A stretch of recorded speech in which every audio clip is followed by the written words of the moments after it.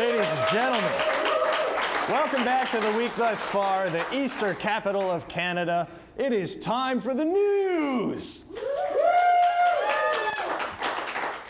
Portland, Oregon had to dispose of 38 million gallons of water after a teen was caught peeing in the reservoir.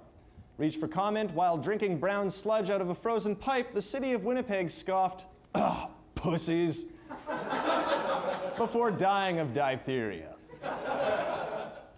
Fathers, lock up your daughters. An international grain conference was held in Winnipeg last week. And word on the street is it got a little rowdy. While we may never know exactly what was discussed, an unnamed insider released the following statement: "What barley gotten the proceedings started when the peas was broken. You canola imagine unless you'd been there. It was nuts.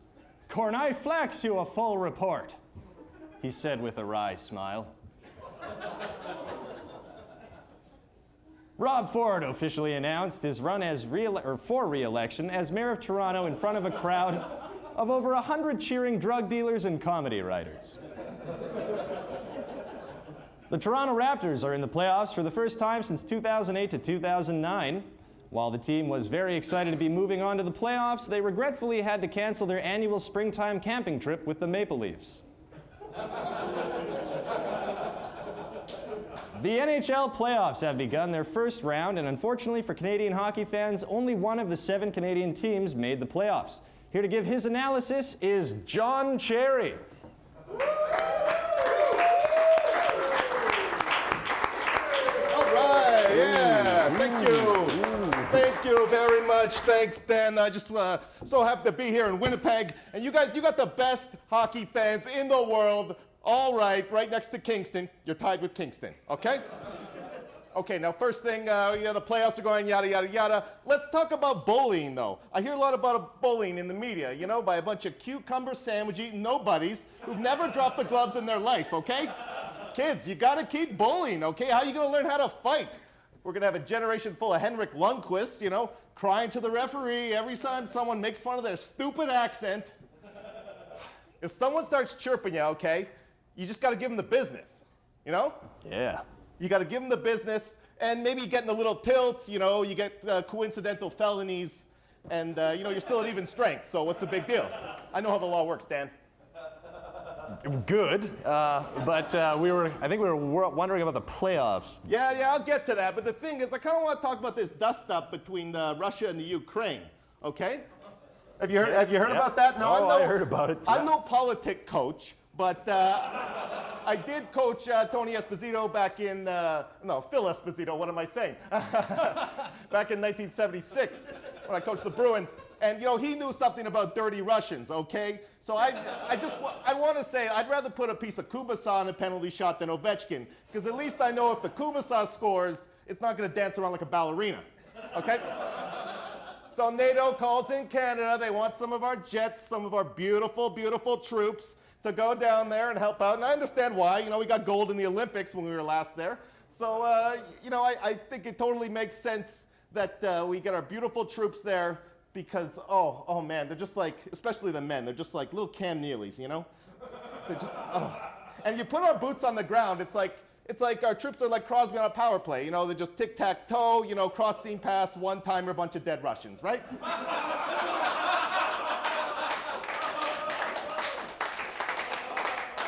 Right then? Yeah, I guess.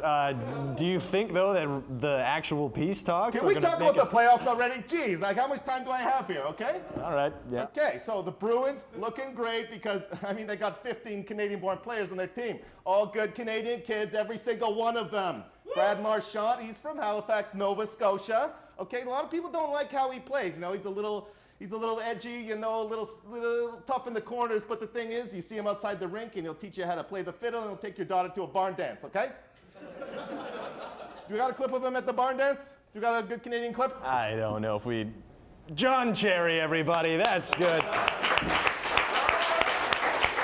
We don't have a clip, unfortunately. Andre Johnson, a rapper and associate of the Wu-Tang Clan, attempted suicide last week after cutting off his own penis. He's expected to make a full recovery. However, this Wu-Tang man got nothing to f*** with. Yeah.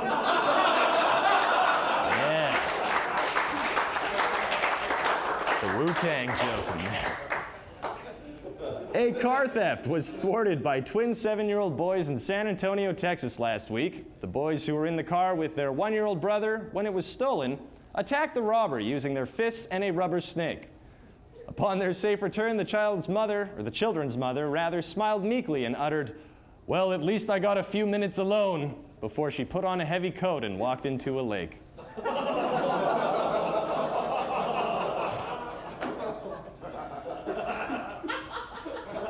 CNN contributor Nancy Grace has recently made some passionate arguments about the recent wave of marijuana legalizations throughout the United States. She said that pot users shoot each other, stab each other, and have been known to wipe out entire families, thus proving that marijuana use leads to psychosis, especially if you don't use it.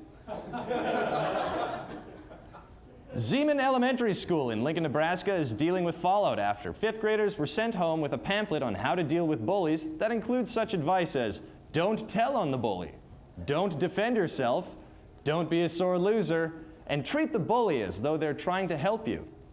The school released a statement saying we should have never gotten 6th grade bully Craig O'Malley to write this.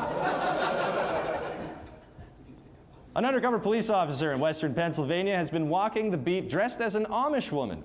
Sources say that this may just be a publicity stunt to announce the upcoming Miss Doubtfire sequel, Mrs. Doubtfire Amish, or Miss Doubtfire 2, a Mish or a Mishter?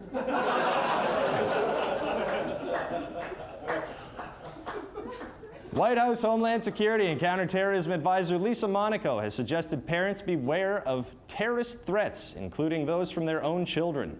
She's advised parents to be on the lookout for sudden personality changes in their children at home. Here to explain how you can spot these risks is Lisa Monaco.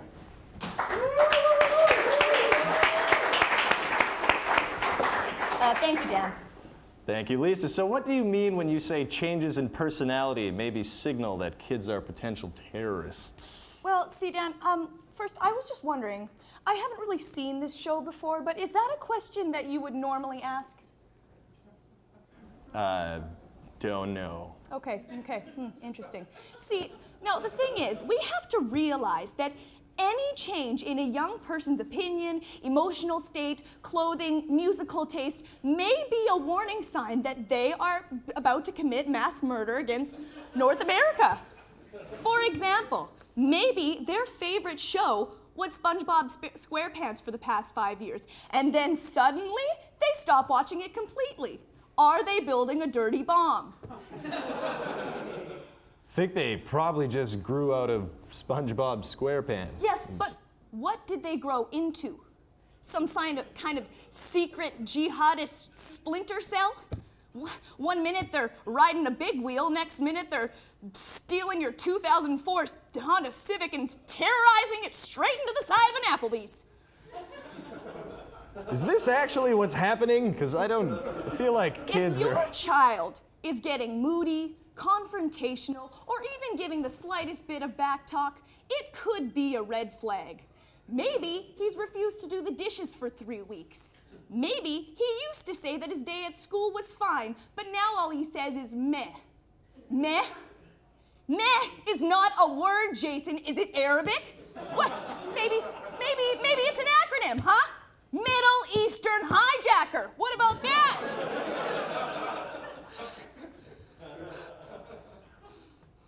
Well, you have to. You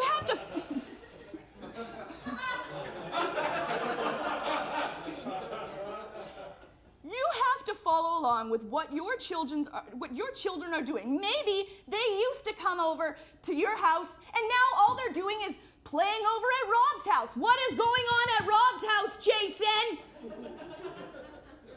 Safest thing to do is to tie him up and wait for the authorities.